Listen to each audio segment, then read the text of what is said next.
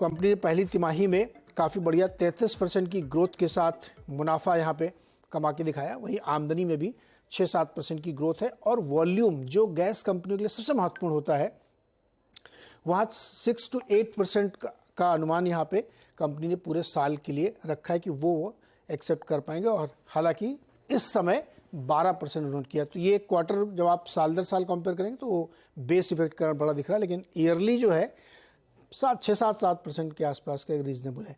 तो चलिए नतीजों में बातचीत करते हैं। हमारे साथ कंपनी के एमडी भरत पुरी जी हैं। भरत सर, बहुत बहुत स्वागत है आपका सीएनबीसी आवाज़ पर। पहला सवाल तो सर ये है कि हम लोगों ने देखा है कि रिजल्ट्स काफ़ी अच्छे थे, वॉल्यूम बढ़िया था, प्रॉफिट अच्छा हुआ। पिछले साल से हम लोग जब कंपेयर करते हैं तो नतीजे काफ़ी बेटर दिखते हैं। तो मैं ये जानना चाहता हूँ कि इस क्वार्टर में सबसे बढ़िया ट्रिगर्स क्या थे जिन्होंने मार्जिन इंप्रूव किया है और साथ ही साथ वॉल्यूम भी अच्छे जनरेट हुए हैं। देखिए, अगर अब जो क्वार्टर अभी गुजरा है, जो 3 महीने गुजरे हैं, अगर उन देखे जाए तो हमारा स्टार्ट काफी स्ट्रांग और पॉजिटिव रहा है। इसमें हाइलाइट्स ये है कि देखिए, सबसे पहले तो जो हमारी वॉल्यूम ग्रोथ है कंज्यूमर बिजनेस की, वो अच्छी रही है। तकरीबन 12% से हमारा कंज्यूमर और बाजार बिजनेस बढ़ा है और ये ग्रोथ काफी ब्रॉड बेस्ड है, अक्रॉस कैटेगरीज है, अक्रॉस ज्योग्राफीज है। जो हमारी दोनों अर्बन और रूरल मार्केट्स हैं वहां ग्रोथ अच्छी है। हम अब तकरीबन 6 महीने से देख रहे हैं कि रूरल ग्रोथ हमारी कैटेगरीज में वापस आ रही है। रूरल ग्रोथ अर्बन से तकरीबन 1.5 गुना है। तो ओवरऑल जो हम जिस जर्नी पे हैं, जिस पे हम लगे हुए हैं, उसका हम नतीजा ये देख रहे हैं कि हम कंसिस्टेंटली अपने ब्रांड में, इनोवेशन, डिजिटल, इनमें इन्वेस्ट करते हुए आगे बढ़ रहे हैं। इस सब का हमें फल मिल रहा है। ओवरऑल ये भी टेलविंड है, ये भी अच्छा है कि जहां तक कंस्ट्रक्शन एक्टिविटी है, कंस्ट्रक्शन एक्टिविटी हाई है।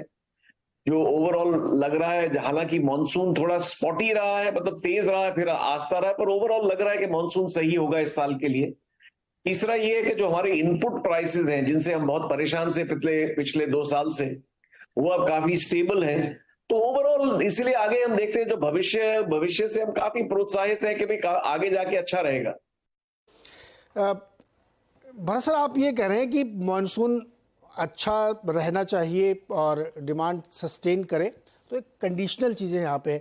अब मॉनसून को पता नहीं, आजकल बड़ा अनइवन सा दिख रहा है। क्या ये अनुमान लगाना आसान होगा क्योंकि रूरल इलाकों या टियर 1, टियर 2, 3 छोटी शहरों में अभी भी ग्रोथ अनइवन है?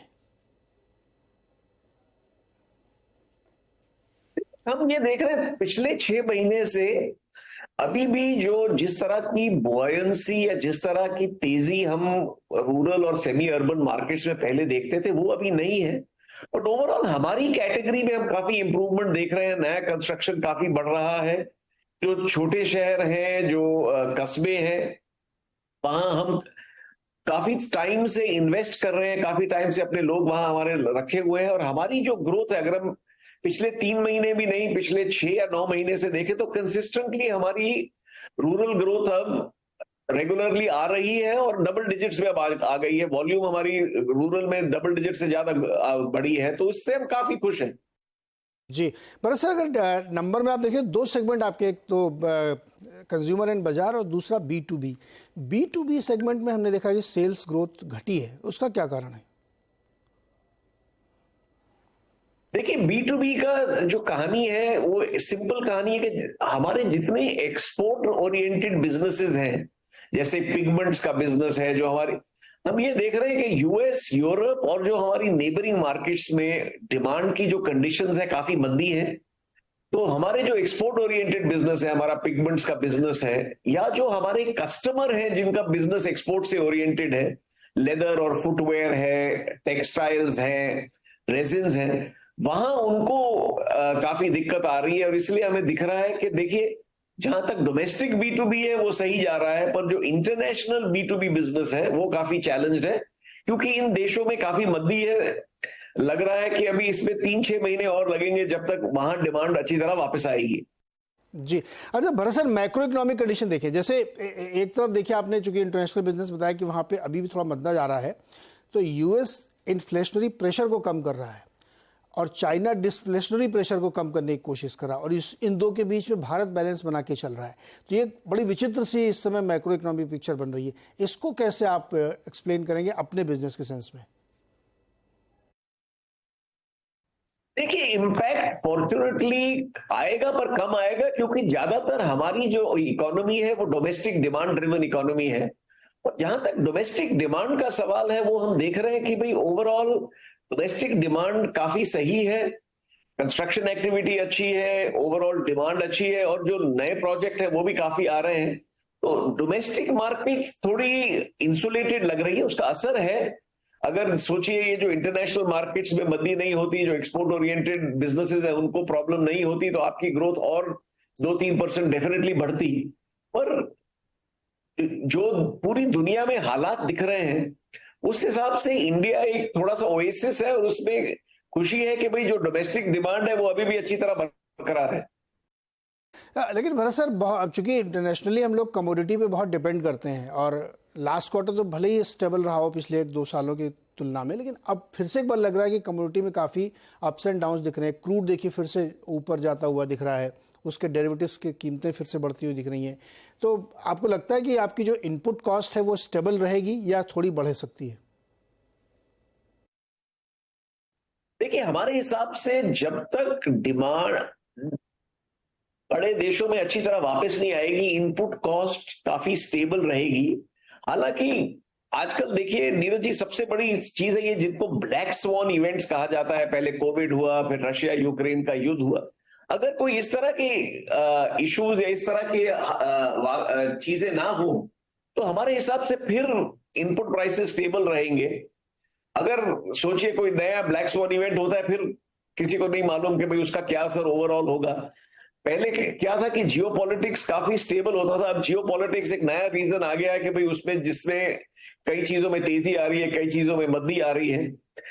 एज एन ऑर्गेनाइजेशन हम लोग इसलिए 3-6 महीने के लिए प्लानिंग करके तैयार रहे, और इस चीज से तैयार रहो कि भाई कहीं भी डिसरप्शन हो तो आप उसके लिए तैयार हैं। तो पिछले 12 महीने में हमने 7 नई फैक्ट्री अपनी डाली है। अब पिडिलाइट की इंडिया में 70 नई मैन्युफैक्चरिंग फैसिलिटीज है। हमने कोविड से ये सीखा है कि भाई 2 जगह डिसरप्शन हो, फिर भी आपके पास 2 और जगह होनी चाहिए जहां से आप सप्लाई कर सकें, आप आगे जो ग्रोथ आने वाली है उसके लिए तैयार रहे। तो ऐसा है कि भाई जहां तक इंडिया का भविष्य है, उस हमारे हिसाब से काफी उज्जवल है, और उसके लिए हम तैयारी कर रहे हैं और उसके लिए लगातार इन्वेस्ट कर रहे हैं। अभी इसी कैलेंडर ईयर में हमने अभी नई 7 फैक्ट्री इनॉग्रेट की है। जी बड़ा सर, ये तो बड़ा इंटरेस्टिंग पॉइंट है, और नो डाउट कि इंडिया की अपनी अलग रफ्तार है ग्रोथ की। लेकिन मैं, जैसे आपने ब्लैक स्वॉन इवेंट का जिक्र किया, अब किसी को नहीं पता कि अचानक से कोई यूक्रेन जैसी सिचुएशन हो जाए, कोविड जैसी हो जाए, ये बात बिल्कुल सही है। लेकिन जितना हम लोग कर सकते हैं सिचुएशन को एसेस करने में, आपने ज़रूर एसेस किया होगा। आप कितना कॉन्फिडेंट हैं कि मान लीजिए कोई ऐसी चीज़ होती भी है तो आप उसको रेजिलेंट कर पाएंगे?